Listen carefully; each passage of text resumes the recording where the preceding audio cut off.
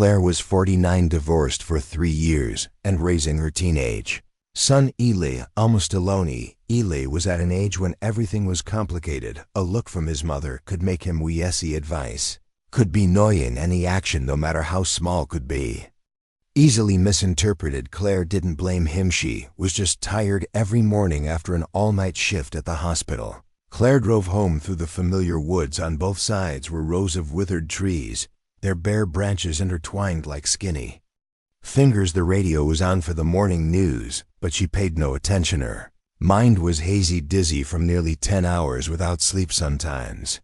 Clara couldn't remember which alley she turned to get to her front door. Eli was usually up by the time she got home. He didn't leave the room. No hellos, no greetings, just an empty bowl of cereal and an empty glass of milk on the sink. Claire and Eli lived on opposite sides of Theplinet. She worked while he slept and vice versa. Every week, Claire tried to make a small connection. The notes on the refrigerator, "Good luck on your homework today," or "Reheat the sauce for the burrito tonight," became shorter and shorter.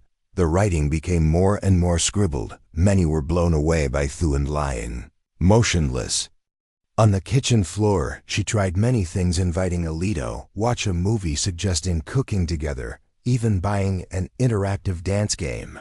Just dance in the hope Faith would laugh like he did when he was a kid. But Eli just looked at her silent, his eyes filled with confusion. Claire understood that it was a polite way of saying no, and gradually she accepted that.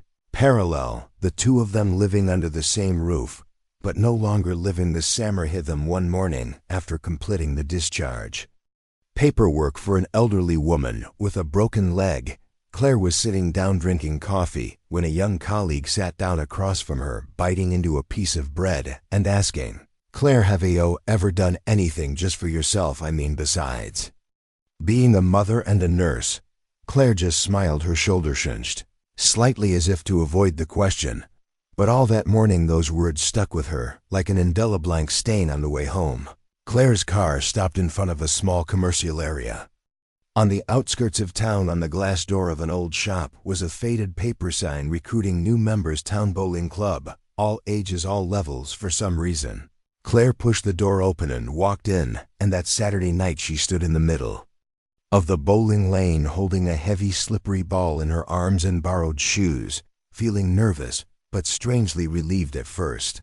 Claire had only intended to play one session, something new, to break her work-sleep-work cycle, but then came the second session, the third, and before long Saturday nights became the highlight of her week. She grew accustomed to the feel of her feet sliding across the polished wood floor, the smell of oil from old balls, and the distinct sound of the ball hitting the pins, a crisp clattering sound, as if something heavy had been released from her chest. She wasn't a good player, but she was a quick learner. Margie, an older woman with white hair like cotton wool, had patiently shown her how to rotate her wrist, how to release the ball at the right spot. Every time Claire hit a strike, Margie would exclaim, "Look at that, the night nurse has got fire in her arm." Claire smiled, then realized her cheeks were burning, like she'd just become a high school girl who'd gotten an A for the first time at the bowling alley. Claire was no longer Eli's mom or the night nurse. She was Claire with interests, feelings, and a presence. She started smiling more, talking to the club members, even going home in a lighter mood. On night after practice, the coach suggested she sign up for the regional bowling tournament, which was about a month away. "You should try it. You have what it takes," he said, his voice firm. Claire laughed. "Me, I'm almost 50. You're more persistent than most people, Herrick, trust me."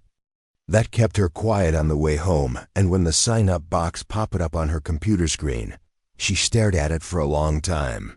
She thought of 1,000 reasons to say no. Work was busy. Eli needed her at home. She wasn't good enough, confident enough.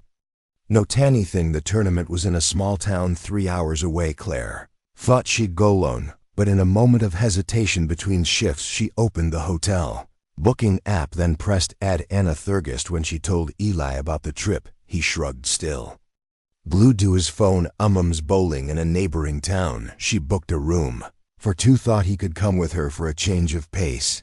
Ella didn't object, nor did he show any enthusiasm, but before he left the room, he said, "Okay, I'll go." That night she packed her old blue suitcase, a few clothes, a bag of bowling shoes, a small bottle of perfume, and the lucky scarf Margie had given her on Feedable was the game schedule neatly printed and clipped in a leather-bound notebook outside. The window, a light rain was falling. Eli had gone to bed. Claire stood in the small living room, looking round the house once filled with laughter. Now eerily quiet. She didn't expect this trip to change everything, but somewhere inside her, there was a very fragile glimmer of hope that on the wet, bumpy road of a single mother approaching 50, there was still a chance to start something. Over the next morning, the hum of the air conditioner woke Claire. She rubbed her eyes, stretched, and looked over. At Thebe next to her, Eli was still sleeping, the blanket wrapped around him, one arm hanging loosely out like when he was a child. She sat up very gently, not waking her son, washed her face, and went downstairs. The hotel had a small dining room consisting of just a few light-colored wooden tables, and a modest buffet. On the table was a steaming pot of coffee, a new waffle maker, and a plate of pancakes neatly arranged on a thermal tray. The warm, sweet smell of syrup, mixed with the smell of fried eggs, made the space bright as if it were a holiday. Claire took 2 portions, one for herself, one for Eli, and returned to the room. When she opened the door, Eli was just waking up. His brown hair was messy from sleeping on his side, and his eyes were still dreamy. Claire put the tray of food on the table, pulled the curtains open to let the morning sunlight in. Wake up, son. There are pancakes, eggs, and ham. That moment for Claire was small and sacred, not because of the food, not because of the light, but because Eli, her son, had said something, even in his sleep sometimes. Motherly love doesn't need clear words, a look, a casual sentence. Eisenhower calmed the heart. Mother and son sat at the table by the window to eat outside. A few cars passed by on the main street of the town. The atmosphere was strangely peaceful, as Eiffel, the noise of the city, had been left behind. Eli ate quite a lot. Pancakes piled high on the plate, eggs added a second time. Claire only ate 1 waffle, spending most of her time observing her son, not to control, but to remember. Her little boy was growing up so fast that she couldn't keep up. The way he pushed his hair behind his ears, the way he held his fork, the way he stared at his phone, even the frown at the sight of salty butter, all of it carried the signs of adolescence, both strange and familiar. After your exams, do you want to go somewhere? Claire asked, trying to keep her voice light and conversational. Eli paused in his chewing. Is there a shopping mall nearby? I saw a game store. Claire nodded. Yes, Mom was going to ask me to go. She needs to buy new socks anyway. Shrugged. But this time his eyes were brighter. If it's not too crowded, I want to see if there's an old version of Galaxy Reboot 2. It's been discontinued, but I heard some stores still have it. Claire smiled. She didn't know much about games, but enough to know that for Eli, it was a real treat, and more importantly, it was the first time in months that her son had taken the initiative to share something. Even if it was just a game. After dinner, they returned to Claire's room to prepare for the morning match. Eli sat on the bed playing a game on his handheld while Claire tied her hair and looked at herself in the mirror. Her face was a little gaunt, the lines at the corners of her eyes deepening. But today there was something else in her eyes, a liveliness that hadn't appeared in a long time. Do you want to come with me to the competition center? She is sketching up her bowling bag. Eli shook his head. I'll probably play a game for a while and then go swimming. I win. Claire looked at her son, her heart suddenly stopping. That simple wish from a quiet boy was the first reward she had received in the entire tournament. That afternoon, after Claire finished her first round, they walked to a small shopping center. Less than a mile from the hotel, the town was quiet, with rows of low-slung houses and sun-bleached wooden storefronts. The shopping center was a single-story glass-paneled, glowing in the early spring sun. It wasn't crowded, mostly locals, a few families with small children, and a few single shoppers browsing the stores. Eli walked slower than usual, his eyes scanning the signs with barely concealed curiosity. Claire slowed down, keeping a comfortable distance. The game store was near the end of the block. A neon sign flashing a vintage controller, and the glass doors were plastered with game posters. Eli walked in, immediately surrounded By familiar sounds, background music from Game Demos, short beeps from the equipment, and the voice of a clerk introducing a game to a customer. Claire stood outside for a moment, but eventually went inside, wandering around souvenir and poster displays while Eli headed straight for the old game section on the second shelf from Thebatom. His eyes were immediately drawn to a small box. The cardboard was frayed at the corners, but it was clearly the original version of Galaxy Reboot 2. Eli reached out to grab it, but another hand touched it at the same time. "Oh, sorry," a soft, clear voice rang out. Eli turned his head. It was a girl with slightly curly chestnut hair, about his age. She was wearing a turquoise hoodie and a small black backpack on her back. Her eyes were bright, sparkling like two glass stones. "Are you looking for this one too?" Maya asked, smiling, her hand still lightly on the edge of the box. Eli nodded. "I've been looking for it for months. The prices are all over the internet." She nodded, tilting her head, and thought, "Me too, but you saw it. I'll react faster next time." Eli looked down at her hand in confusion, then held the box out to her. "You take it. I can wait for Anotherchins." Maya raised her eyebrows, taking a step back. "No need, you keep it. We can check out a few more games. I'm just stopping by to play, not planning on buying anything." The two of them walked over to the demo area, a test game console attached to a small screen. Maya quickly chose a fighting game. Holding the controller and turning to him, "Do you play or just collect?" "I do, but usual I alone." "Then you'll play with me today." Eli nodded, a little embarrassed. His hand shook slightly as he grabbed the other controller. A few minutes later, they both burst out laughing when Mia's character was sent flying off the screen because she forgot to press the defense button. Maya wasn't angry, on the contrary. She threw out a series of jokes that made Eli laugh out loud. Claire, who was standing near the bank cashier, looked up in surprise. It had been a long time since she had heard that laugh, a real laugh, not forced, not polite. While the two of them were chatting, Claire struck up a conversation with a middle-aged man standing next to her, Maya's father.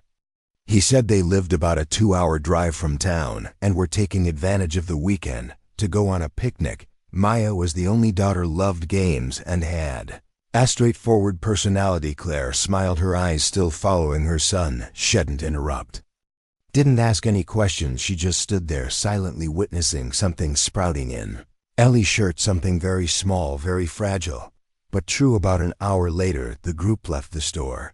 Maya was carrying a box of minifigures while Eli, who had originally intended not to buy one, was still holding the Galaxy Reboot 2 box like a treasure. The two stood outside of door for a while, hesitating, as if they didn't want to end it. "Yet do ya play online games?" Eli asked, his voice softer than usual. Maya nodded, then took a small piece of paper from her backpack, writing on it with a blue gel pen, Mayanova_17. "That's my account name. If you want to play together, you know where to find me." Eli took the piece of paper, high size, fixed on the words. He nodded for the first time that day, not feeling the need to say anything more. On the way back to the hotel, Claire didn't ask anything, but Eli's surprising lisp. "First, that girl is quite funny." Claire looked at her son, not laughing out loud, just nodding slightly. "I noticed you smile a lot."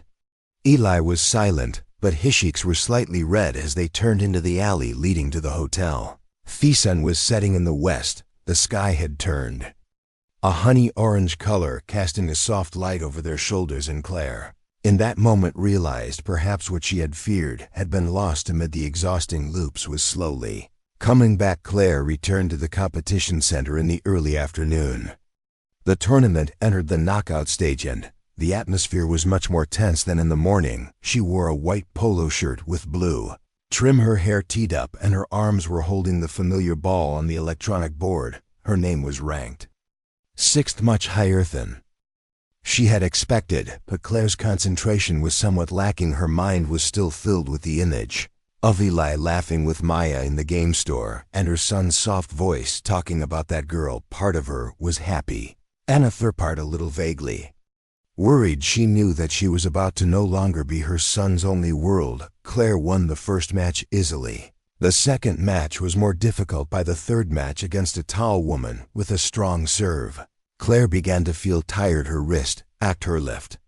Leg was numb from standing for too long. She finished third in this match. Enough to make it through, but her face was no longer as excited as it had been in the morning when her teammates patted her on the shoulder to congratulate her. Claire only nodded slightly, then asked permission to return to the hotel early. When Claire opened the door to hair room, Eli was sitting at the table, headphones in his ears, the light from his laptop screen reflecting off his glasses. Claire put down her bag, sat on the bed and let out a loud sigh. Eli took off his headphones and turned around. "You're back so early?" "Mom," Claire shook her head. "My legs are a little tired, and I'm a little distracted." Eli shrugged, not asking any more questions, but Claire kept looking at her son. Something was building inside her, not anger exactly, but exhaustion, mixed with disappointment, exactly about her son, about herself, about the feeling of always having to balance everything, and still feeling like no one really understood. "Were you anywhere while I was competing?" Claire asked, her voice soft but with a hint of rubbing. Eli replied, "No. I stayed in my room, then went swimming for a while. Didn't go see that girl yesterday?" Eli looked at her mother, frowning. "No, why do you ask?" Claire was about to keep quiet, but then she blurted out as if unable to control herself, "Because I feel like I'm trying to hold on to what's left of you, and you're just retreating." Little by little, Eli was silent. The room became dense. "What do you mean?" Eli finally spoke. His voice wasn't high, but it was a little low, as if he was holding back something.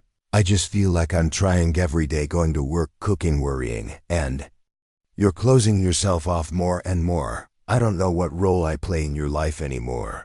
Eli stood up, pushing the chair back lightly, indifferently. "You look like I'm a burden." Claire was startled. "No, I didn't say that. Then what, am I not grateful enough? Am I being inconsiderate?" Eli's voice rose a little. His eyes began to rain. Claire stood up too. "No, Eli, I just feel lonely." Silence fell between them like a thick curtain for a few seconds. Only the steady hum of the air conditioner remained. Claire clenched her hands, trying to keep her composure, but then she let her arms fall, sitting back on the edge of the bed. "I'm sorry, maybe I said it wrong. I'm tired." Eli turned away, standing by the window. After a while he said without turning back, "I'm not the only one who retreats. You know, sometimes you disappear in work and fatigue. You come home and you're not there anymore." Claire didn't answer. The words were like a thin cut, not deep, but painfully persistent. Claire didn't know how to respond. Everything Eli said was true. In her perpetual fatigue, she had come home many times in a state of shadow, existing, but not really present. And while she tried to bond with notes on the refrigerator, ready-made dinners, or a few hasty questions, Eli, her growing son, needed something more tangible, full presence. She pursed her lips, about to speak, when Eli continued, quieter this time, but slowly and heavily, "If you don't want me to come, just say so. I know you asked me because you didn't want to go alone, not because of me." Claire's head jerked up. "That's noted." Eli looked her straight in the eye for the first time during the argument. "Then why did you bring me along and not really talk to me all day? You just played and asked me if I went anywhere. If I saw anyone, you said you felt like you lost me, but I also felt like you weren't me anymore." Claire had nothing left to defend herself. With tears welled up hot and stinging, she turned away, covering her face as if the boy in front of her had just seen the weakest part of her. Thatch had tried so hard to hide. "I'm sorry," she said softly. "I tried, I just didn't know how to make you open up." She felt Eli sit down on the bed next to her. They were both silent. The anger in the room was no longer fierce like fire, but smoldering like coals, still there, but less sharp. "I'm sorry too." Eli spoke as soft as the wind blowing through the curtains. "I guess I am cold, but it's not that I hate you. I just find it hard to talk every time I try to share something. You're too tired or busier. Rush into work." Claire nodded. "I know, and you're right." Eli looked at her, then bowed his head. "Yesterday, I really wanted to tell you about Maya, but I'm not sure you wanted to hear it." Claire laughed softly through her tears. "Next time just tell me. Tell me when you want. Tell me even if you're tired. I'll try to listen, and I'll try to talk." The silence wasn't awkward. This time it felt like a compromise, awkward, imperfect, but honest. Claire stood up, poured them both a glass of water, and opened the window to let the cool air in. The sky was ashen, Gray but not completely dark, the smell of wood and rain wafted in from afar, softening the atmosphere in the crepidroom. Tomorrow, if you want to go back to the mall, I'll go with you, Claire said, her voice softer. Eli didn't say anything, but he nodded, and for the first time in a long time, Claire felt something melting away. Not the relationship, but the wall between them that night. Claire didn't fall asleep right away. She lay facing the wall, Hermond, full of conflicting thoughts about today's game, about Eli's words, above herself, a woman almost 50 years old, still learning how to be a mother again in a completely different way. On the other bed, Eli was asleep. He was still curled up like a child, one arm propped up on the pillow. Claire turned to look at her son for a long time in the dim light of the nightlight. Despite the conflict, the distance, he was still the only thing in her heart that had never changed. She closed her eyes, unsure of what tomorrow will bring, but for the first time, she believed that as long as both of them didn't give up, everything could still start over. The next morning, Claire woke up earlier than usual. The thin sunlight filtered through the curtain, spreading gently on the hotel room floor. She sat up, not turning on the light, just sitting quietly on the edge of the bed, holding a cup of tea that had just been brewed from the hot water dispenser in the corner of the room. Ellie was still fast asleep. He was lying on his side, the blanket pulled up to his shoulders, his breathing even and peaceful. Claire looked at her son for a long time, her heart feeling lighter, as if a knot had just been untied. The argument last night, though fierce, made everything more. Ralphie had said what they had tried to hide for months, and the silence this morning was no longer the silence off distance, but the silence of understanding each other a little more. It was almost 9 o'clock when Eli woke up. There was no clear good morning, just a slight nod and eyes looking at her mother as a sign of tacit agreement. Saturday would be different. Claire placed the muffin on the table. You eat first, I'm not that hungry. Eli nodded, then sat down halfway through the sandwich. He suddenly spoke up. I haven't texted Maya yet. Claire was a little surprised, but kept her face calm. Why? Eli shrugged. I don't know what to say. If I did, what would I say first? Claire smiled. When I was your age, I wanted to write a letter to a classmate, but I was afraid. I just wrote it and hid it in my desk for a whole year. Eli looked up, his eyes shining. Really? I never told you because I was embarrassed, but then again, the only thing I regret is not sending it. They were silent for a moment. The air in the room was strangely comfortable. The only sound was the faint hum of the coffee maker in the hallway. I was afraid if I texted I would be ridiculous. Ella continued, looking down at his hands, or worse, ignored. Claire tilted her head, her voice gentle. Do you like her? Eli hesitated a bit, then nodded yes. She's smart, fun, easy to talk to. Then you just have to be honest. No need to be fancy.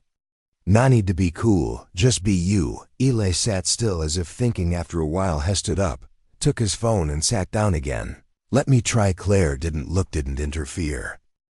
She just left the room, saying softly, Mom will go down to the lobby for a while. When you're done, let's go for a walk. An hour later, the two of them walked to the end of the road where there was a small park next to the lake. The morning air was fresh.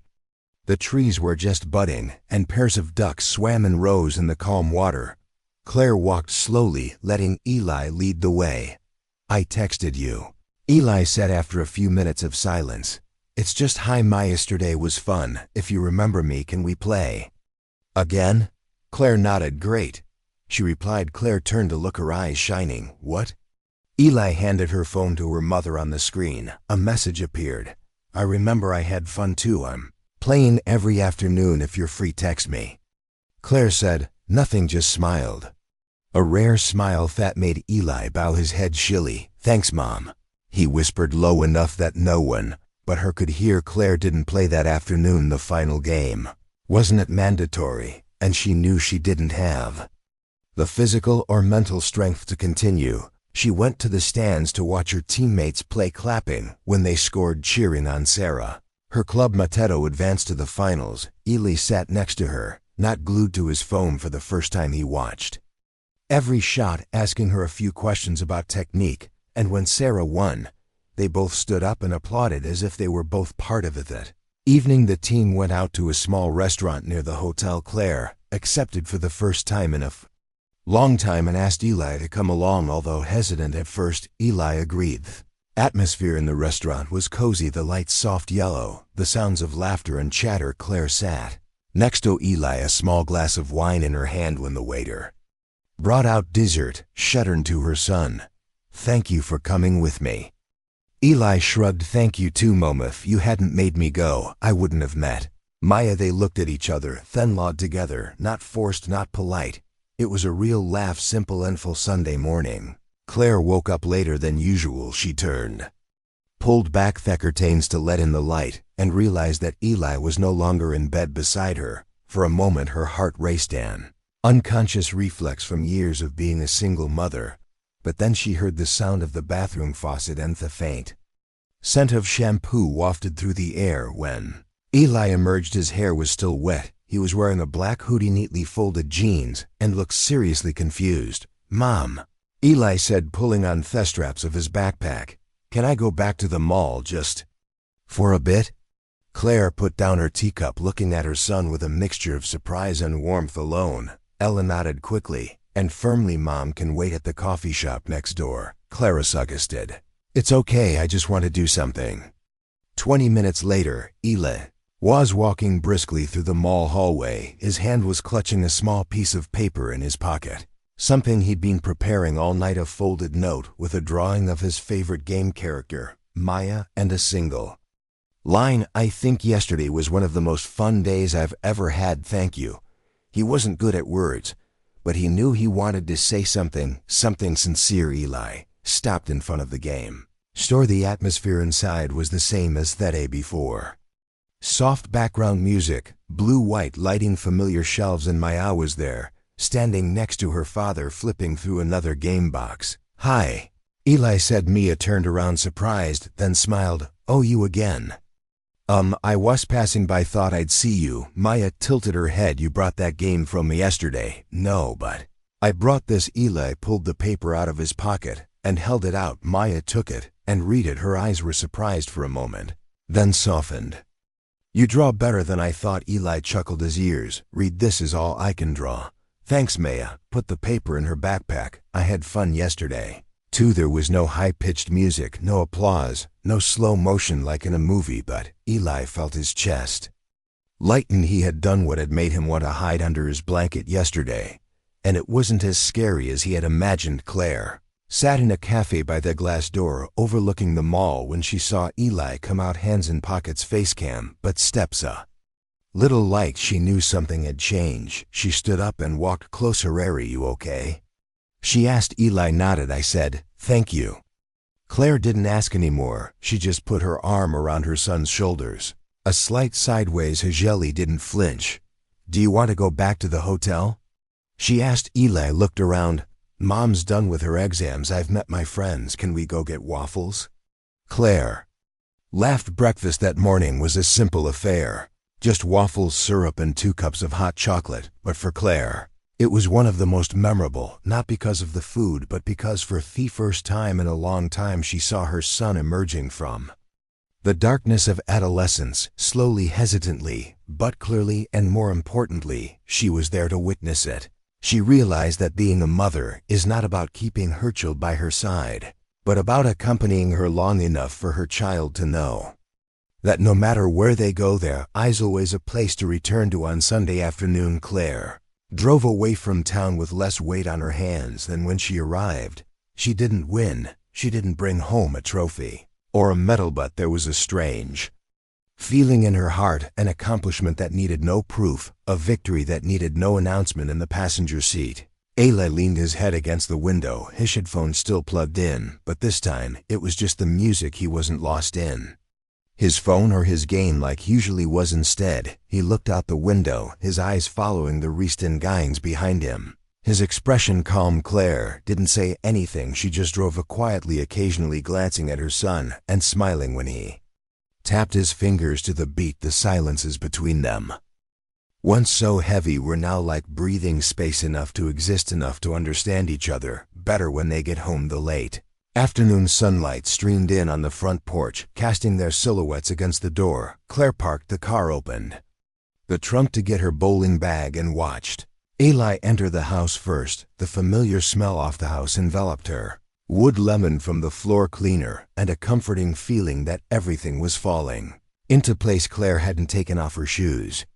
She stood in the doorway for a moment, her hand still on the doorknob. For a fleeting moment, she felt like a different person than she had been a few days ago. No longer rushing, no longer burdened, no longer trying to hold back time. She was just herself, whole. And now Eli entered the room, but didn't close the door. He put down his backpack and his coat and picked up his phone. Claire saw him type something, paused, and sent it. Then he looked up, his eyes meeting hers.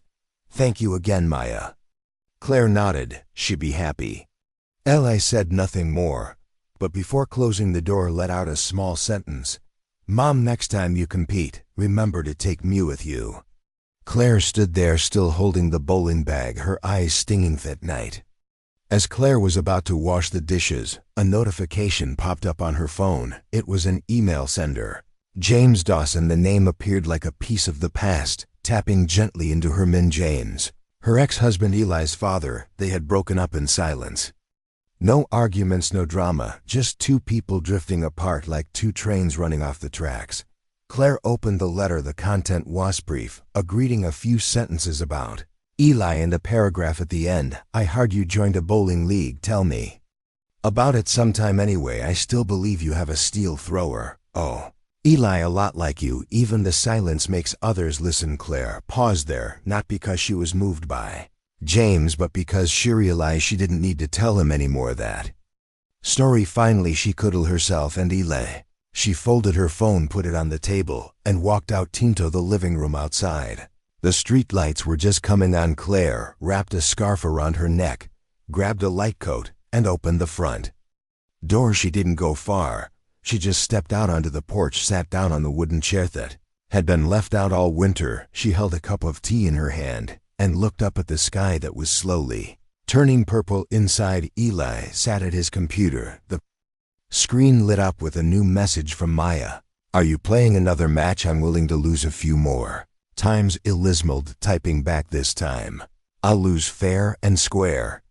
And then he didn't press send. He sat there for a few more seconds. Then he got up, went to the door, and saw his mother sitting alone on the porch chair. No one said anything. Eli pulled up a small wooden chair next to him. He sat down. His back was slightly against the wall. Claire handed him half of the cookie she had brought. No one needed to say anything more. Their lives hadn't changed completely. Claire was still a night nurse. Eli was still the quiet boy who loved playing video games and hated overcooked eggs, but something small had changed. They weren't lost anymore in the midst of the tiring cycles, the unbeaten competitions, the budding relationships, and the silences. They had found each other again, and from now on, no matter how bumpy the road, they knew someone will always walk quietly beside them. No need to rush, just closely now. Thanks for listening to Claire's story. What do you think of this story? Leave a comment. I'm glad you stayed until the end. See you in the next story.